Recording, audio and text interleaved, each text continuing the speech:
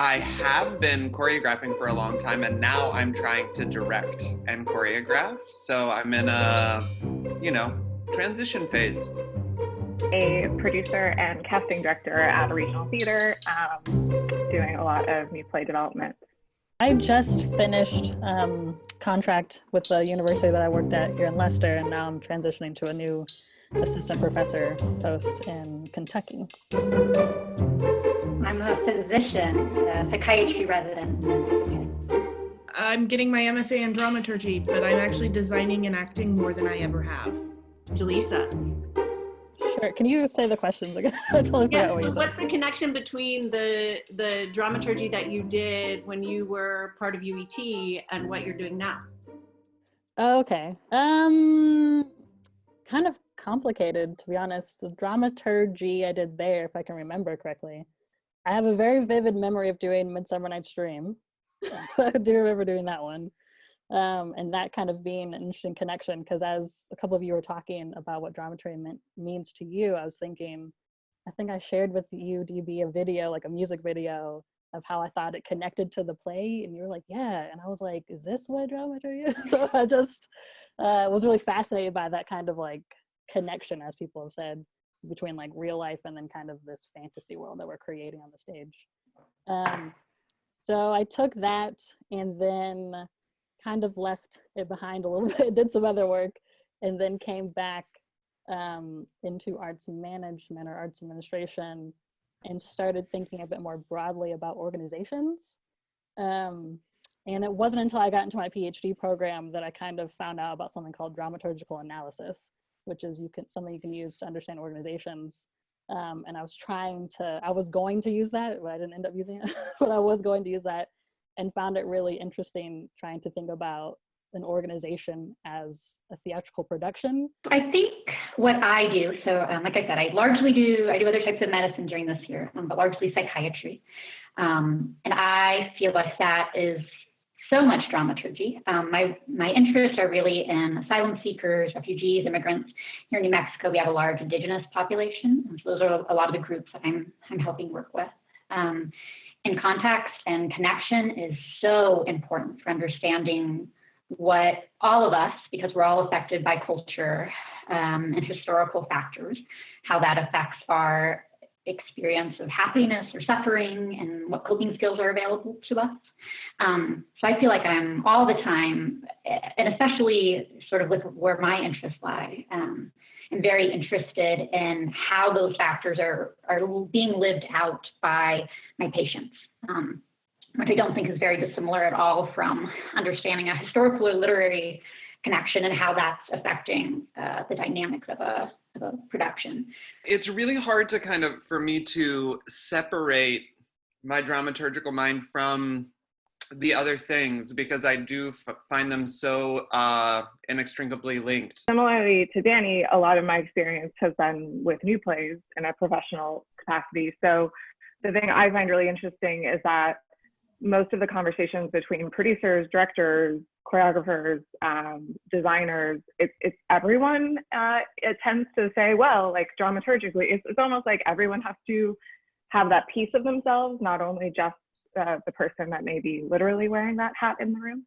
It's not usually a literal hat, but you know. Oh, is it working? Yes. I guess my answer is a little bit different because I have that title of dramaturgy on me.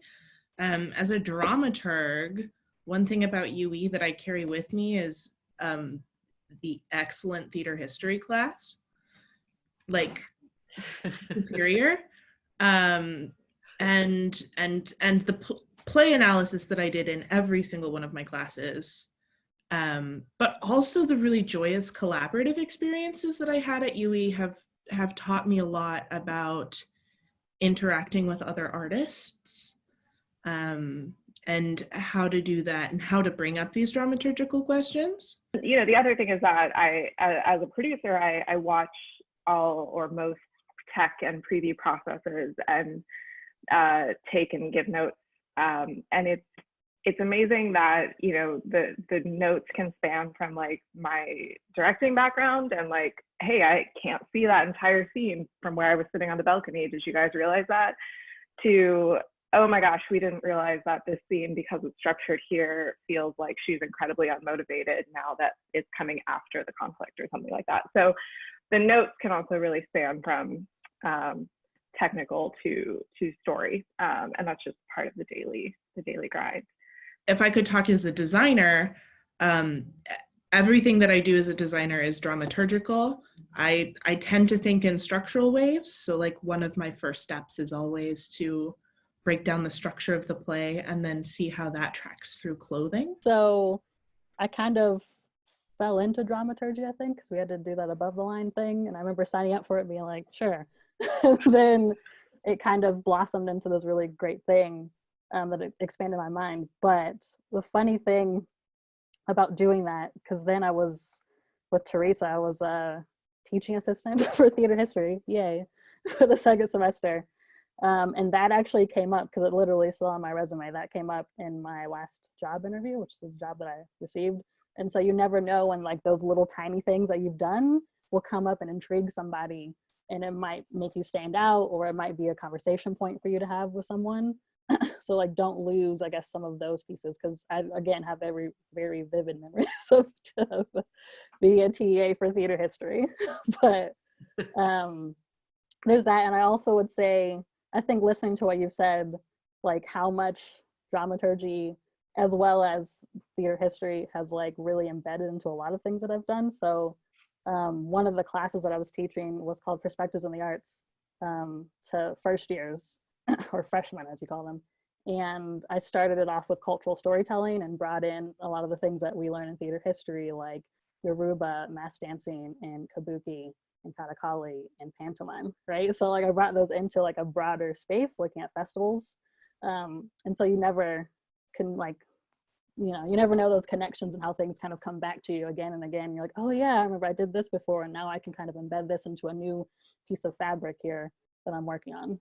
So that's, I don't know what I would do differently, probably nothing, to be honest. I have no regrets. So yeah.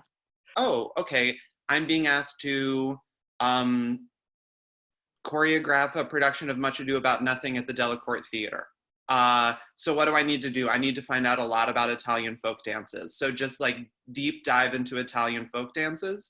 And then on the other side of that, make my version of Italian folk dances, like that party and the dance at the end. There are two dances written into Much Ado About Nothing, right?